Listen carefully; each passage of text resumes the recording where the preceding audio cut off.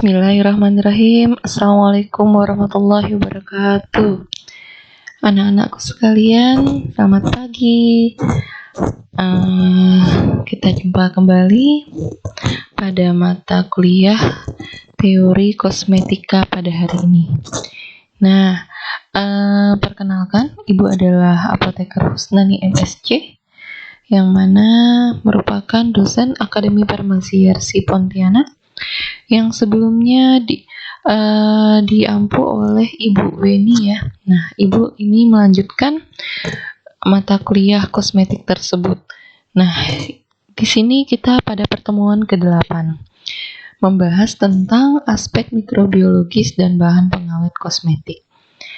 Nah, sebelum kita melanjutkan dari materi tersebut, kalian mesti harus mereview sebentar tentang mata kuliah mikrobiologi yang pernah kalian dapatkan.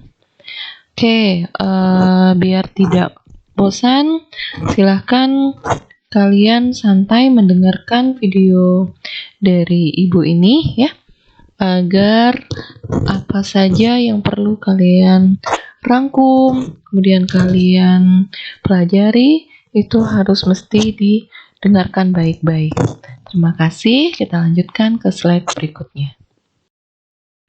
Slide berikutnya, aspek mikrobiologis kosmetik. Yang pertama kita pelajari adalah tentang pendahuluannya. Kedua, bakteri dan jamur. Dan yang ketiga, mikroorganisme pada permukaan kulit. Yang keempat, desinfektan. Dan yang kelima, kontaminasi kosmetik oleh mikroorganisme. Sedangkan bahan pengawet kosmetik yang kita pelajari banyak sekali ya, ada 12 bahan kajian. Yang mana nanti pada 12 bahan kajian ini Ibu harapkan kalian untuk merangkum dan membuat suatu makalah. Nah, makalahnya tercakuplah dalam 12 bahan kajian ini. Untuk pengantar pada materi ini akan Ibu sampaikan sedikit. Makanya nanti pada saat merangkum dan membuat makalah, silahkan setiap poin-poin 1-12 dilengkapi. Nah, adapun 12 poin tersebut, yang pertama adalah pendahuluan, yang kedua, mengapa diperlukan pengawetan, kemudian yang ketiga, 2 bahan pengawet yang diawasi dengan ketat, yang keempat, efek mikroorganisme pada kesehatan, yang kelima, ada 4 kategori mikroorganisme, yang keenam, lingkungan hidup mikroorganisme, yang ketujuh, efek bahan pengawet, yang kedelapan, peranan bahan pengawet pada pH, yang ke-9, kelarutan pengawet, yang ke-10, efek bahan yang lain, yang ke-11, sifat-sifat bahan pengawet ideal, dan yang ke-12, bahan-bahan pengawet. Silahkan kalian buat per poin 1-12 dibuat menjadi suatu makalah, yang mana makalah tersebut dikumpulkan minggu depan. Baiklah, kita mulai pendahuluan. Sebelumnya mungkin kalian sudah mempelajari apa itu kosmetik. Nah, menurut Tranggono 2007, kosmetik adalah sediaan atau paduan bahan yang siap untuk digunakan pada bagian luar badan, seperti epidermis, rambut, kuku, bibir, gigi, dan rongga mulut. Antara lain untuk membersihkan, menambah daya tarik, mengubah penampakan, melindungi supaya tetap dalam keadaan baik, memperbaiki bau badan, tetapi tidak dimaksudkan untuk mengobati atau menyembuhkan suatu penyakit. Ingat, nah, untuk kosmetik tidak ada kategori untuk mengobati atau menyembuhkan suatu penyakit. Oke, kita lanjutkan pada latar belakang materi ini. Yang pertama, salah satu alasan yang mendasari yaitu banyaknya penyakit kulit. Kita ketahui banyak sekali penyakit kulit. Nah, salah satunya disebabkan oleh mikroorganisme. Kemudian, sediaan kosmetik sendiri itu tidak dapat digunakan bila tercemar bakteri atau jamur itu sendiri. Sebelumnya, kita harus mengetahui terlebih dahulu pengertian dari mikrobiologi farmasi, yang mana mungkin mata kuliah tersebut sudah pernah kalian pelajari. Nah, kita awali dari mikrobiologi berasal dari bahasa Yunani, yaitu mikros, sangat kecil, bios, makhluk hidup, logos, ilmu. Sehingga, apa itu mikrobiologi? Ilmu pengetahuan yang mempelajari makhluk hidup yang sangat kecil dengan diameter kurang dari 1 mm, yang hanya dapat dilihat menggunakan alat yaitu berupa mikroskop. Makhluk hidup yang sangat kecil tersebut disebut dengan mikroba. Mikroba, mikroorganisme, protista atau jasad unik yang meliputi protozoa, alge, fungi, bakteri, dan virus. Seperti yang tadi sudah kita sebutkan, pengertian dari mikrobiologi itu sendiri. Nah, untuk kita mengetahui aspek dari mikrobiologis dalam kosmetik, bahwa mikrobiologi adalah sebuah cabang dari ilmu biologi yang mempelajari tentang mikroorganisme. Nah, objek kajiannya biasanya adalah semua makhluk hidup yang perlu dilihat dengan mikroskop, khususnya bakteri, fungi, alga mikroskopik, protozoa, dan archaea. Ya, nah itu semua merupakan bagian dari ilmu yang kita pelajari tentang mikrobiologi. Nah, dari sinilah kita mempelajari tentang aspek mikrobiologi pada kosmetik. Nah, terdiri dari bakteri, jamur. Nah, untuk bakteri, faktor terpenting pada bakteri adalah metabolisme yang menyebabkan perubahan kimia pada lingkungan sekitarnya. Metabolisme bakteri dimanfaatkan untuk produk-produk yang dihasilkannya. Namun sebaliknya, para ahli kimia kosmetik tidak memperoleh keuntungan dari mikroorganisme tersebut, bahkan mereka mengharapkan mikroorganismenya tidak merusak produk mereka. Kemudian jamur, atau kategori nama lainnya adalah mols atau fungi. Jamur merupakan suatu kelas mikroorganisme yang luas dan beraneka ragam, mencakup mikroorganisme bersel sederhana misalnya ragi dan jamur, sampai tumbuhan yang lebih besar, contohnya cendawan atau mushroom. Dari sini kita mempelajari tentang kontaminasi kosmetik dengan mikroba. Nah, kosmetik ini merupakan benda yang umum kita jumpai di mana saja, khususnya bagi seorang wanita ya. Tapi tidak menutup kemungkinan para lelaki juga menggunakan kosmetik. Pastinya tidak akan lepas dari yang namanya peralatan kosmetik. Nah, walaupun sudah mencoba untuk berhati-hati dalam memilih kosmetik yang akan kita pakai, namun bakteri merupakan pemicunya, tidak hanya disebabkan oleh bahan pembuat kosmetik yang tidak sesuai, juga bisa dikarenakan penggunaan alat kosmetik yang bergantian dengan orang lain. Nah, ahli kecantikan mengingatkan bahwa kosmetik yang termasuk lipstik, kuas maskara, spons bedak, pensil alis yang digunakan bersama-sama dengan teman ataupun keluarga Anda itu dapat menjadi media penyebaran kuman. Kondisi itulah yang menyebabkan rentan, menyebabkan infeksi di seluruh kulit manusia. Nah, dermatolog Dr.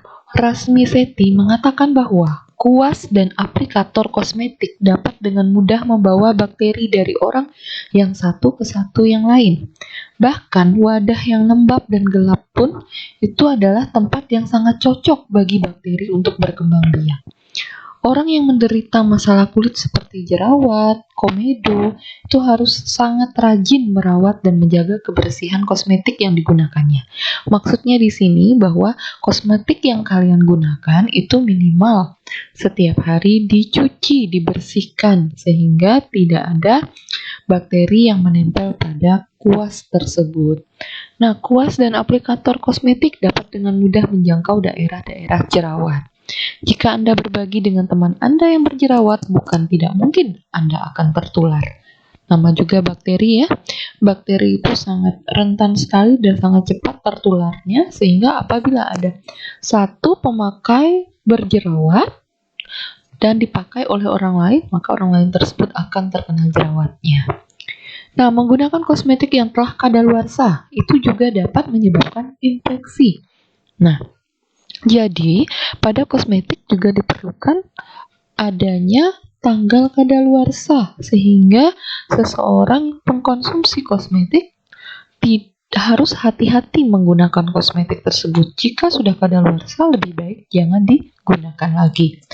Nah, kosmetik lama harus dibuang dan diganti sesuai dengan kebutuhan. Biasanya, lipstik memiliki umur 2-3 tahun saja. Nah, kita lihat alas bedak itu 1-2 tahun.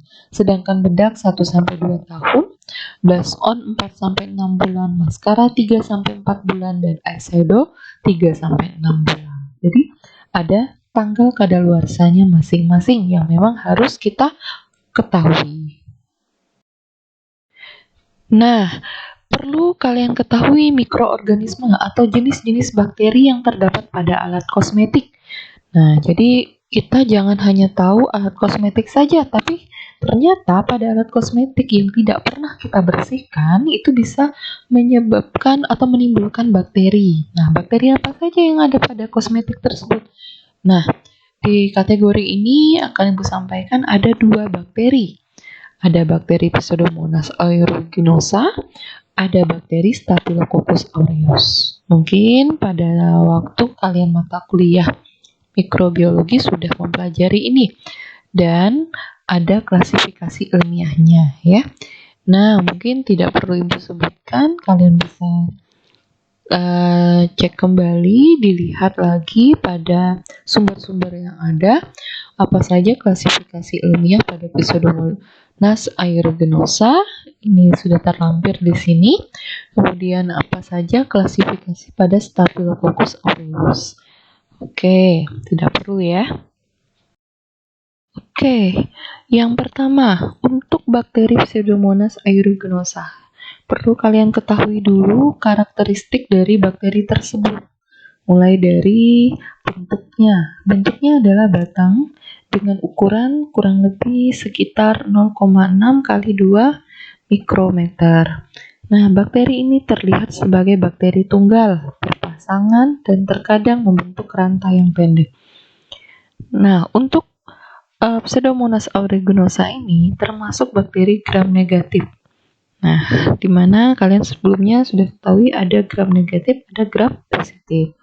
Nah, untuk gram negatif, bakteri ini bersifat yang namanya aerob, katalase positif, oksidase positif. Dia tidak mampu memfermentasi tetapi dapat mengoksidasi glukosa atau karbohidrat yang lain. Tidak berspora, tidak mempunyai selubung, dan mempunyai flagel monotrika, sehingga selalu bergerak. Bakteri ini dapat tumbuh di air suling dan akan tumbuh dengan baik dengan adanya unsur yang namanya nitrogen dan karbon. Suhu optimum untuk pertumbuhan P. aeruginosa ini adalah 42 derajat Celcius. P. aeruginosa ini mudah tumbuh pada berbagai media pembiakan karena kebutuhan nutrisinya sangat sederhana sekali. Di laboratorium, medium paling sederhana untuk pertumbuhannya digunakan yang namanya asetat untuk karbon dan amonium sulfat untuk nitrogennya. Setelah itu, yang perlu kalian ketahui adalah penyakit yang ditimbulkan oleh Pseudomonas aeruginosa ini. Nah, kita ketahui yang pertama, infeksi pada luka dan luka bakar menimbulkan nanah hijau kebiruan. Kemudian, infeksi saluran kemih, mungkin ini tidak berhubungan dengan kulit ya. Kemudian yang ketiga, infeksi pada saluran napas mengakibatkan pneumonia yang disertai nekrosis. Kemudian yang keempat, infeksi mata. Kita lanjutkan pada bakteri tersebut, di mana pada bakteri ini gejalanya tergantung bagian tubuh yang terkena, tetapi infeksi ini cenderung berat. Infeksi pada luka atau luka bakar ditandai dengan nanah biru hijau dan bau manis seperti anggur. Infeksi ini sering menyebabkan daerah ruam berwarna hitam keunguan dengan diameter sekitar 1 cm dengan koreng di tengahnya yang dikelilingi daerah kemerahan dan pembengkakan. Nah, untuk Pseudomonas bisa menyebabkan koreng pada mata, mencemari lensa mata dan cairan lensa. Kita lanjutkan pada yang kedua, bakteri Staphylococcus aureus. Nah, untuk Staphylococcus aureus itu merupakan bakteri gram positif. Nah, tadi kita ketahui Pseudomonas aeruginosa adalah gram negatif. Nah, untuk SA atau Staphylococcus aureus ini gram positif. Kita ketahui bentuknya bulat, diameternya 0,5 sampai 0,7 mm dan mempunyai dinding sel yang terdiri dari peptidoglikan, asam teichoic, fibronektin, binding protein, clumping factor, dan kolagen binding protein. Komponen utama dinding sel adalah peptidoglikan yang menyusun hampir 50% dari berat dinding sel. Bakteri ini adalah bakteri psikrofilik dan mesofil yang dapat hidup pada rentang suhu optimum untuk pertumbuhan Staphylococcus aureus-nya adalah 35-37 derajat Celcius. Suhu minimumnya 6,7 derajat Celcius. Nah, untuk bakteri Staphylococcus aureus ini, kita ketahui bahwa SA terdapat pada rongga hidung, kulit, tenggorokan, dan saluran pencernaan manusia dan hewan. Kemampuan bakteri atau mikroorganisme lainnya untuk menginfeksi tubuh tergantung pada sistem imunitas tubuh. Jika sistem imun kuat, maka bakteri tersebut akan kalah menghadapi sistem imun tersebut. Demikian juga sebaliknya. Sedangkan jika sistem imunnya kalah, maka dapat terinfeksi adanya bakteri tersebut. Jadi, pertama, mengapa bakteri ini termasuk berbahaya?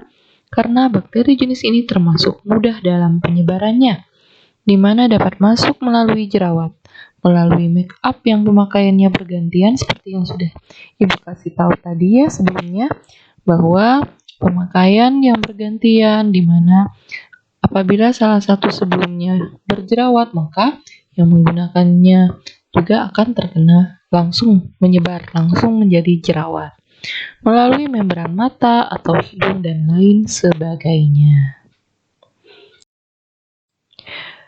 Nah, adapun gejala dan penyakit yang dapat timbul antara lain bisa mual-mual, bengkak merah, demam tinggi mendadak, diare, sakit kepala, ruam, dan nyeri otot. Sedangkan bermacam-macam infeksi seperti ini pada kulit ya, jerawat, bisul, meningitis, osteomielitis, pneumonia, dan mastitis pada manusia dan hewan. Oke, kita lanjutkan. Kita rumuskan aspek mikrobiologis pada kosmetik tadi. Maka, pertama, pentingnya pengawetan kosmetik. Apakah penting? Pasti penting. Kemudian, bahan pengawet yang aman dan berbahaya. Nanti akan kita bahas satu persatu, tapi seperti yang sudah Ibu sebutkan, kalian buat makalah terlebih dahulu apa saja bahan-bahan pengawet yang aman dan berbahaya. Sehingga nanti baru kita bahas. Pentingnya pengawetan kosmetik penting banget. Nah, untuk bahan pengawet itu adalah bahan untuk mencegah dekomposisi preparat dengan cara menghambat pertumbuhan mikroorganisme sehingga kosmetik yang kita buat itu menjadi lebih tahan lama. Seperti tadi bahwa penting itu karena apa? Karena pengawet digunakan untuk meniadakan pengaruh bakteri terhadap kosmetik sehingga kosmetik itu tetap stabil dan tidak cepat kadaluarsa. Seperti tadi sebelumnya sudah kita ketahui, apabila kosmetik yang kadaluarsa itu akan menyebabkan bakteri. Nah, bahaya-bahaya bakteri tadi sudah kita sebutkan satu persatu. Kemudian selain penting digunakannya bahan pengawet juga dapat menghambat pertumbuhan mikroorganisme. Sekarang yang kita pelajari adalah karakteristik dari bahan pengawet yang baik itu yang seperti apa ya? Nah, pertama yang harus kita ketahui dari mulai aktivitasnya berspektrum luas. Nah, dikatakan bahan pengawet yang baik itu harus berspektrum luas, di mana kemampuannya harus sama efektifnya baik dalam melawan bakteri, baik itu gram positif maupun gram negatif, atau jamur, ragi, dan cendawan. Nah, selain aktivitasnya berspektrum luas, yang kedua, efektif dalam konsentrasi rendah, di mana bahan pengawet tidak menambah kelarisan produk akhir di pasar.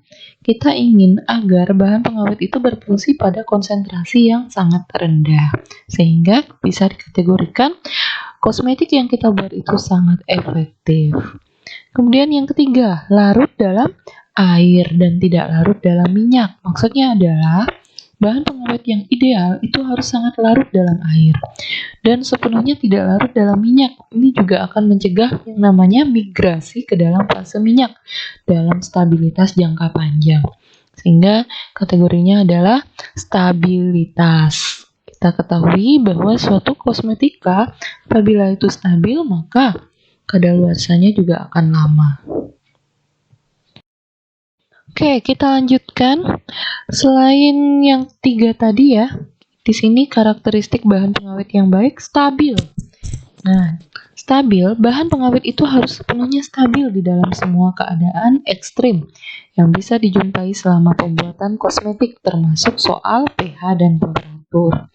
Nah, selain stabil, berikutnya adalah tidak berwarna dan tidak berbau. Nah, bahan pengawet tidak boleh menambahkan warna atau bau pada kosmetik dan tidak bereaksi sehingga dapat mengubah warna atau bau produk dari kosmetik tersebut.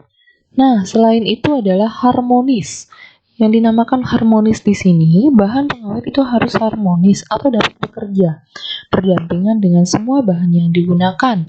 Yang mana dalam kosmetik tersebut pasti ada formulanya banyak ya bahan-bahan. Nah, itu harus harmonis semua dan tidak kehilangan sifat dari antimikrobanya. Yang mana pengawet itu kan bersifat antimikroba ya dengan adanya bahan-bahan kosmetik yang lain.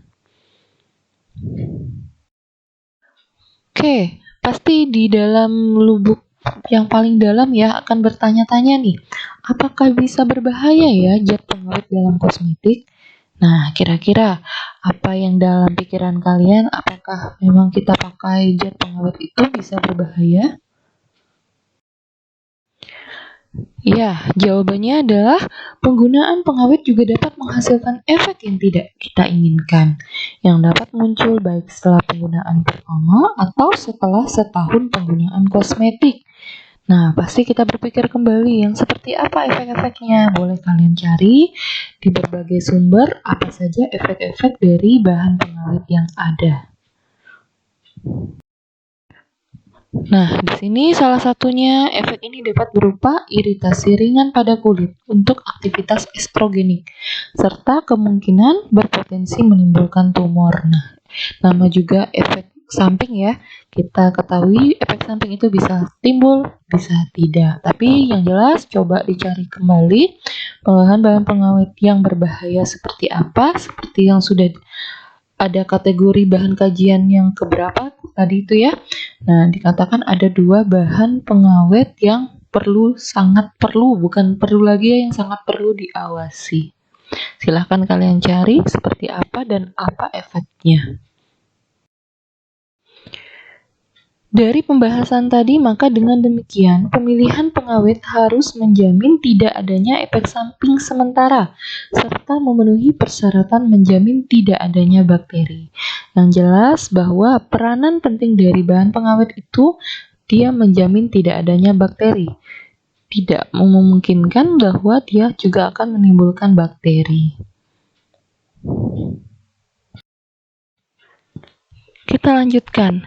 Nah, ada bahan-bahan pengawet itu haruslah berhati-hati dalam memformulasi bahwa akan ada terjadinya terurai dengan beberapa bahan-bahan yang ada. Nah, contohnya adalah Bronidox 5 bromo 5 nitro 1,3 dioksan dan Bronopol ya 2 bromo 2 nitropropan 1,3 diol.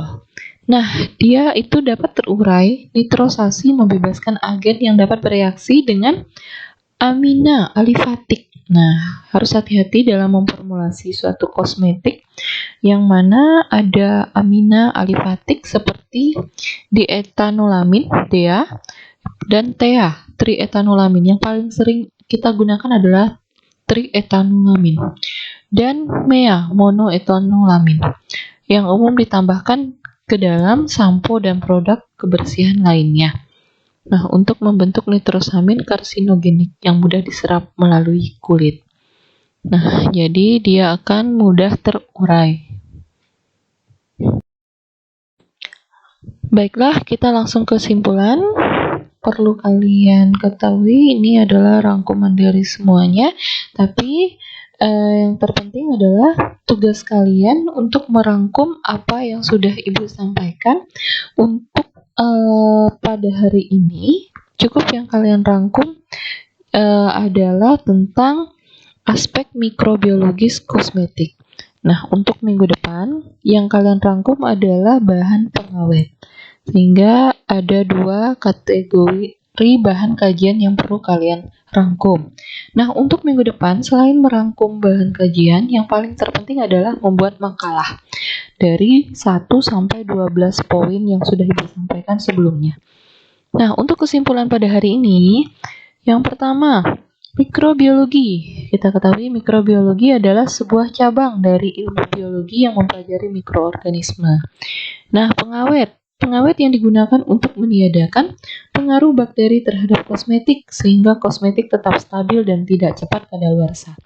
Stabil dan tidak cepat kadaluarsa merupakan apa tadi? Yakni suatu syarat di mana kosmetik itu dikatakan ideal. Kemudian penggunaan pengawet juga dapat menghasilkan efek yang tidak diinginkan lainnya. Nah, tadi juga Ibu sudah sampaikan untuk kalian ditugaskan mencari efek apa saja bahan pengawet yang terjadi. Sehingga kita juga harus mengetahui bahan-bahan pengawet yang aman itu yang seperti apa. Yang dapat muncul baik setelah penggunaan pertama atau setelah setahun penggunaan kosmetik. Oke, demikianlah kesimpulan yang ada. Apabila ada pertanyaan yang ingin kalian sampaikan, bisa kalian chat pada classroom yang nanti kita adakan yang namanya diskusi. Oke, baiklah, cukup sekian dan terima kasih. Jika ada yang kurang, silahkan diberi saran pada classroom nanti. Oke, Ibu tutup. Wabillahi taufiq wal hidayah. Wassalamualaikum warahmatullahi wabarakatuh.